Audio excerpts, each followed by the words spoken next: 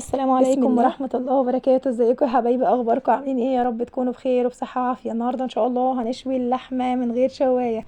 يعني ايه؟ تابعوني وانتوا هتعرفوا ونقول بسم الله. اول حاجة هنجيب اللحمة ونتبلها. تتبيلة اللحمة عبارة عن بصلاية مبشورة، شوية فلفل اسود، وشوية ملح، وسبع بهارات، وهنعصر عليها ليمونة، شوية توم بودر، وشوية بصل بودر، وثوم متقطع قطع وشرايح صغيرة، وشوية زعتر وورقة لورا. هنقلب كل التقليبة الخلطة الجميلة دي مع بعضها تقليبة كويسة. وبعد كده هنخلطها باللحمة. هنبيت اللحمة في التتبيلة يوم كامل. محتاجين نبيت اللحمة في التتبيلة يوم كامل من بالليل للصبح، ما يقلش عن كده. هنبدأ نطلع اللحمة الصبح من التلاجة. هنجيب قارب ونجيب عصاية شيش طاووق ونصفي اللحمة من التتبيلة خالص، مش عايزين عليها أي بصل، بس التتبيلة محتاجينها مش هنرميها، هنسوي فيها اللحمة بعدين، متستعجلوش. هنجيب العصاية بتاعت الشيش طاووق وبعدين هنحط قطعة من اللحمة، ونحط قطعة فلفل ألوان وقطعة بصل، قطعة طماطم، نرجع نحط قطعة لحمة تانية، وهكذا هنكرر نفس الطريقة وبنفس الشكل لحد ما العصاية معانا خلاص تخلص يعني. وبعد كده هنرصها بنفس الطريقة اللي انتوا شايفينها دي لحد ما نخلص معانا كمية اللحمة اللي معاكي، اللي متوفرة معاكي. خلاص رصيناها بالشكل اللي احنا شايفينه ده. محتاجين شوية زيت بقى نرشهم على الوش، وبعد كده ندخلها الفرن. م- هندخل اللحمة ايه الفرن. نتأكد ان الزيت اترش عليها كلها. اللحمة هندخلها الفرن. هنولع الشواية من فوق، مش محتاجين نار من تحت خالص. احنا محتاجين النهاردة الشواية بس. هو ده اللي انا بقولكوا عليه النهاردة، هي دي شواية الغلابة. بس والله العظيم هتعجبكم اوي، جربوها. هندخل اللحمة وهنسيبها تتشوي معانا وتاخد اللون الجميل، لون اللحمة المشوية اللي احنا متعودين عليه.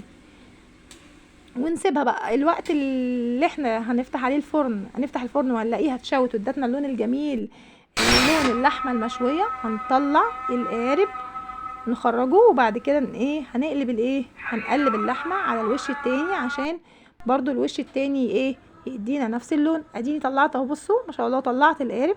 اللحمة اخدت معايا لسعة اللحمة المشوية الجميلة.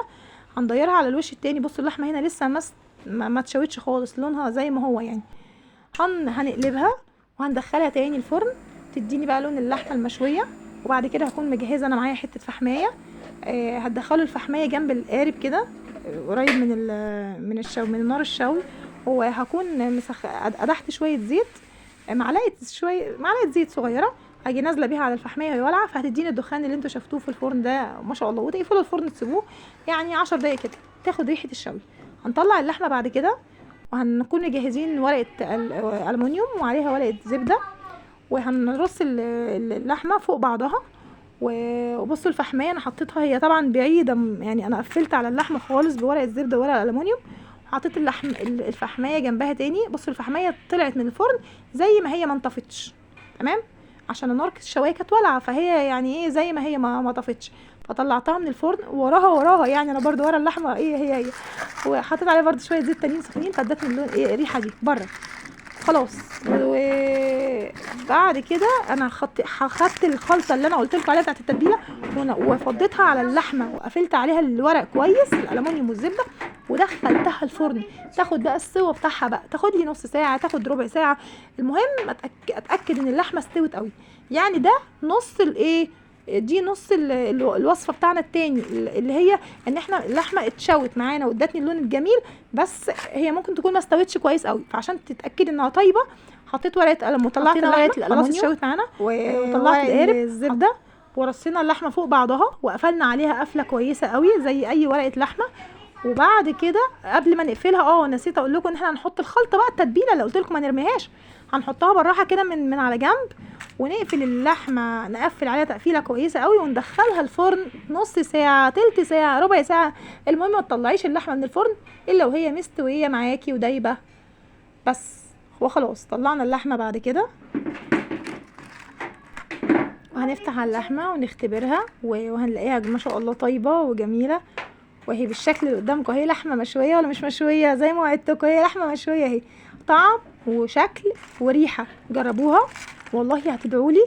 بس ما تنسونيش في اللايكات وتدعموني وتشتركوا في القناة وتفعلوا الجرس علشان يوصلكم مني ان شاء الله كل ما هو جديد. شكرا والسلام عليكم ورحمة الله وبركاته.